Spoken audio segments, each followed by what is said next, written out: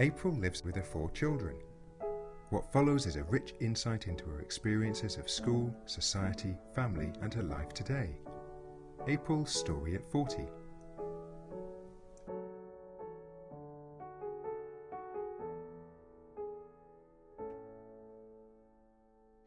My life is about enablement and ability rather than other people's views are, because I am visibly disabled, other people's attitudes treat me as disabled, whereas I personally don't view myself as disabled, because there really isn't a lot in this life that I can't do for myself. My primary school headmaster was of a mind to lock me away where people couldn't see me because I was different and I looked different, and to shut me in what was known as the thick room.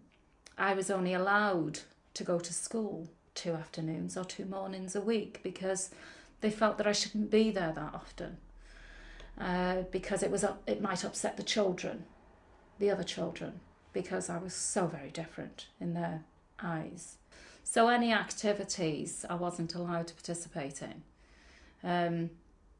Now it would be perhaps under health and safety regulations, or measures would be put in place now to enable that individual child to participate fully.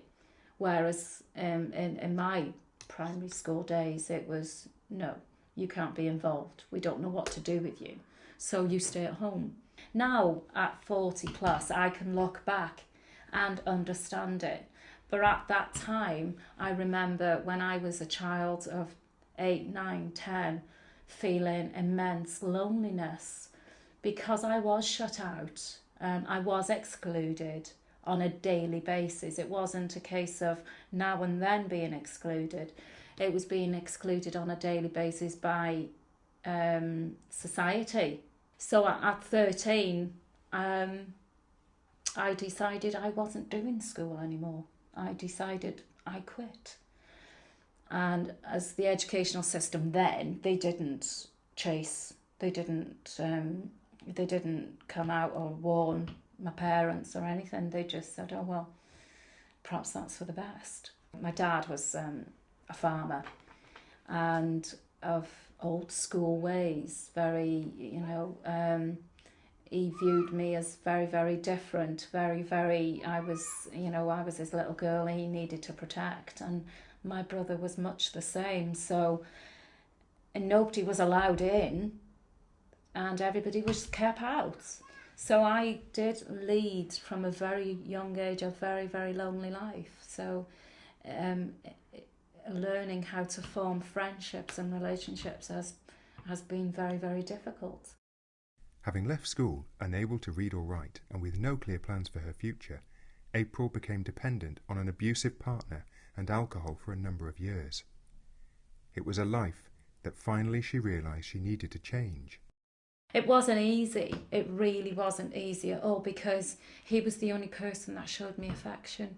Even if he was punching me or smacking me from one end of the room to the other, or kicking me from one end of the street to the other, at least he cared enough to do that.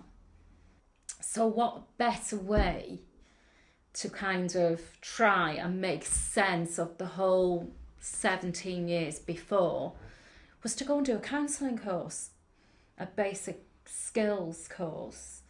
And I remember walking into Yale College in Wrexham, panicking, thinking, oh my God, having sweats and expecting to be treated like I'd been treated in primary school and in secondary school. But I think it was my need to understand, and my need to understand, to try and change me. I remember filling the form in, and I said to the receptionist, I said, this is hard, because it's previous qualifications. I didn't have any, somebody to give you a reference. I didn't have any. But she looked at me and then she said, I'm going to give you the course tutor's number. And she said, phone her. And so I went home and I phoned her and I explained the situation to her, and she said, right. She said, come here on this date, and she said, we'll meet, we'll talk. And she enrolled me straight away. And it was only through her really giving me the chance that I had the opportunity to look and discover the positives. April's experience at college brought about a much-needed change in direction, and now April works as a disability activist, lectures at Glyndŵr University, and is a governor at the Walton Centre in Liverpool. She is also a very busy mum to her 4 beautiful children. Her experiences have been difficult, but they also drive her forward to live life to the full.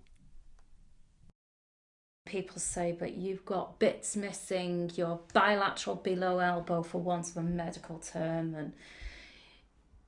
But at the end of the day, when all's said and done, I'm here. I'm here for my children, and that's the most important thing in my world. I could not do or be who I am today without my team around me, without my family around me. And they're pretty exceptional because we work as a team. We don't rely on the outside world. We don't. We are very, as a team, very self-sufficient. And I think that comes with aspirations. We don't build our aspirations to the sky. We build achievable aspirations. And when you take them little steps, they lead into big steps. And when you can reflect back on what you've done, and the little steps have led to the big changes in life, you look back and you go, wow. We live to smile, we live to breathe, we live to explore, experience. We live for that. We don't live to be labelled. My children certainly don't live to be labelled. So I think my advice to anybody who wants to call themselves disabled, who wants to give themselves the label disabled, that's fine by you.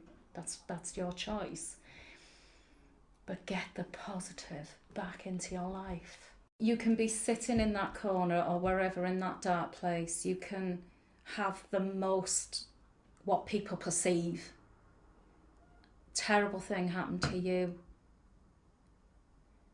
That'll stop you in your tracks. That'll put you on your bum. But it's so important to bring and to look at that situation 3 to 6 months down the line, or 12 months down the line even, and grab that little piece of nugget, or that little piece of gold, or that little piece of light. From every bad situation, there is that nugget, there is that piece of light that takes you forward. As a confident woman and mother living in 2012, society's attitudes still have an impact on April and her family. However, with the development of disability rights legislation and the Equality Act 2010, disabled people have a right to challenge and confront these issues. You don't need to be disrespectful of differences. You need to be accepting of difference. And those that's what I instill in my children, to accept difference, and my children understand difference. I would hope that in the future people accept and understand difference rather than disrespect difference. Just because somebody is different doesn't mean to say they're any less of a person.